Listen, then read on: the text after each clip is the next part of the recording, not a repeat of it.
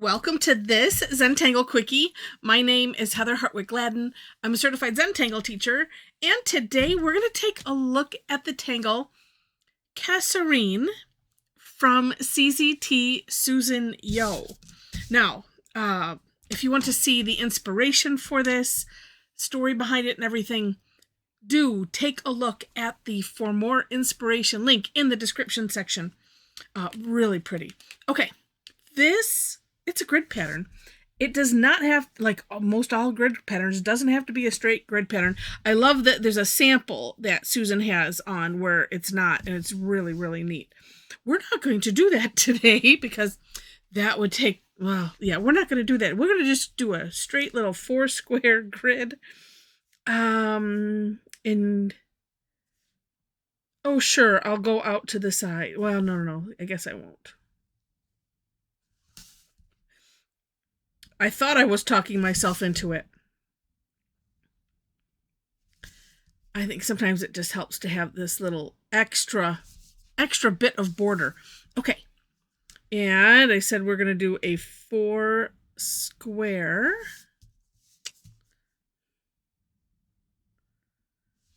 Oh, that's the best 4-square I think I've done in a while. All right. Now, right off the bat, well, after playing with it, I do realize that it doesn't matter so much the length of these lines. I did realize that, and it's rather forgiving. So, and I'm always looking for ways I can eyeball it, because we don't want to worry about, honestly, we don't want to worry about exactness, because then that leads to perfection and all-ism and all of that kind of stuff. And we just try to not do that. So here's what I decided from looking at Susan's work. So a little bit, this would be to, what is this here? To the left of the center. Okay. And we're going to come up a little more than halfway-ish, but, well, no, a little more than, so not a little less than, so I should say it that way.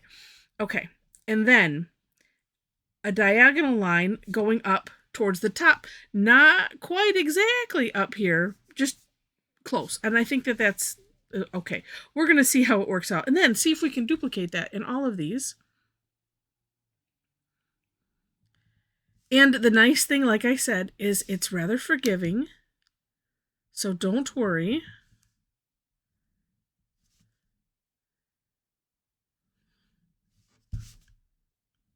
Okay. There we have it.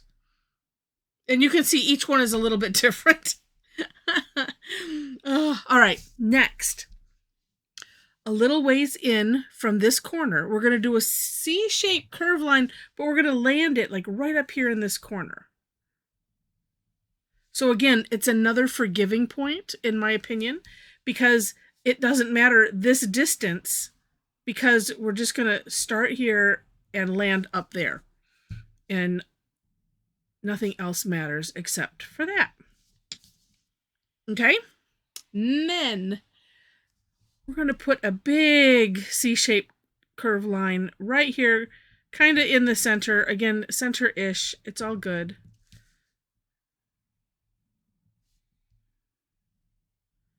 And, you know, it's interesting because now it starts to take a little bit of shape, right? Next. And now I did split up, I think it was just one box of Susan's, because, and it might have been partly my screen or whatever, but I was having trouble seeing, okay, what's my next step type of thing. And so I just split them up because it seemed like there might have been 2 on one. All right. Then... which one did I put next? Oh, because it kind of has to be here. Here, come from anywhere. Imagine where this would be over here. If you're, if you don't have anything to the left of this. But here, we're going to take this line from that point and meet it down this corner to that corner. Like that. So like I said, just imagine where it would be there. And you could even eyeball like across. I was doing that. That seemed to help a bit. And here, another point of forgivingness, because it doesn't matter where this is and where this is, just draw the line in between them and you're good. All right, then we're going to finish this curve line, right?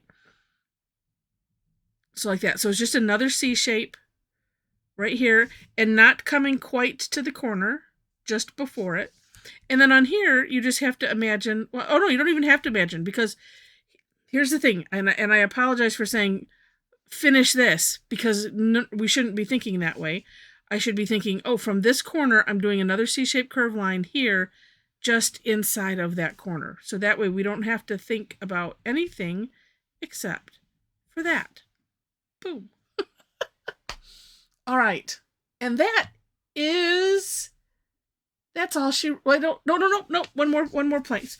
Except this, I mean, this kind of looks cool the way it is.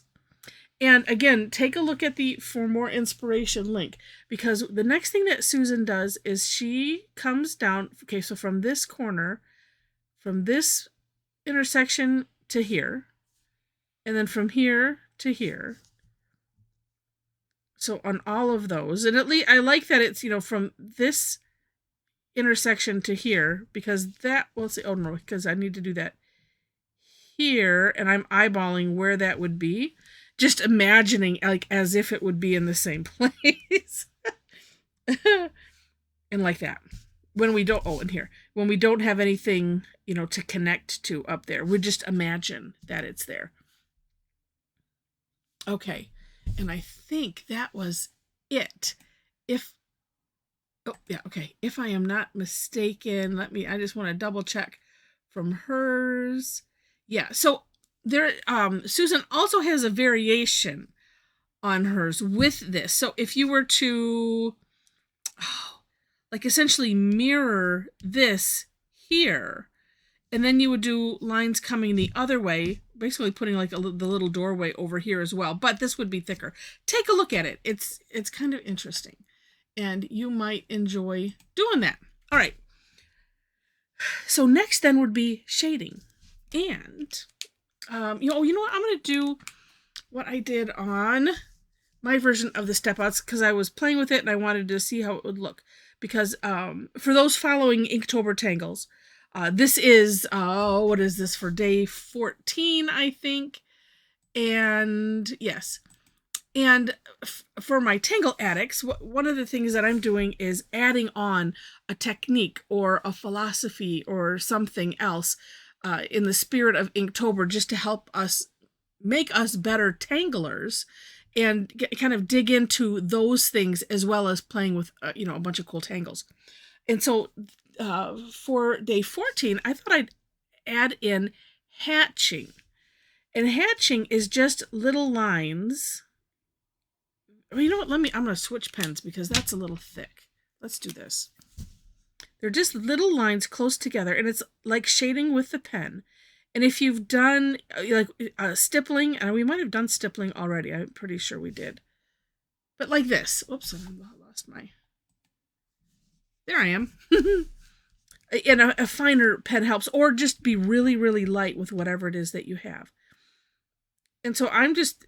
and you can put graphite over this, which is what I probably will do. But, you know, it kind of implies that, you know, there's shading in there. I love this because it makes me think of like the old woodcut, you know, just it's old worldy, and I think it looks really neat. Now, with these things going down, I just added it on there as well. But kind of, you could do it at an angle.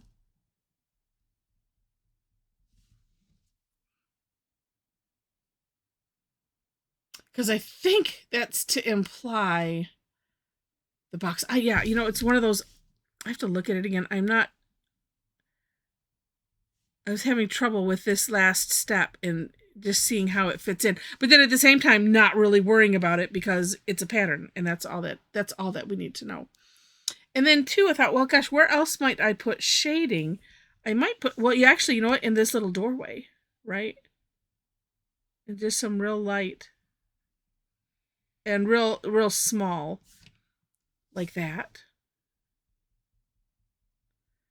So this is one of those things, if you've never done it, and I always want to call it hash marks because I don't know why, but it's hatching like a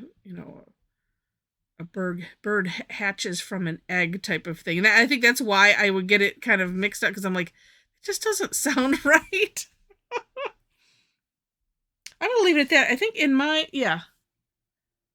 I was playing with it. I think in my version of the step outs I put it on this line too. But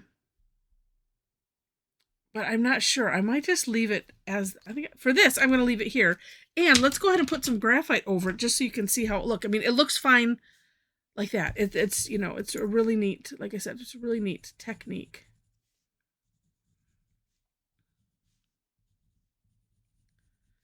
After this is done, I think my eyeballs will see more of what that is. Or I'm just, like I said, it's one of those, just don't worry about it. Doesn't have to make sense. This is non-representational.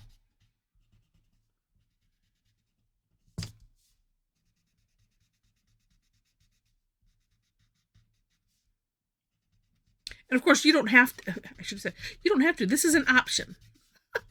Just like shading is an option. So let's get this here. Because this actually might look neater if you filled that in solid, because you could, kind of aura that right where you see that edge of where the line is. You could draw that in and fill it in solid, and that could look neat as well.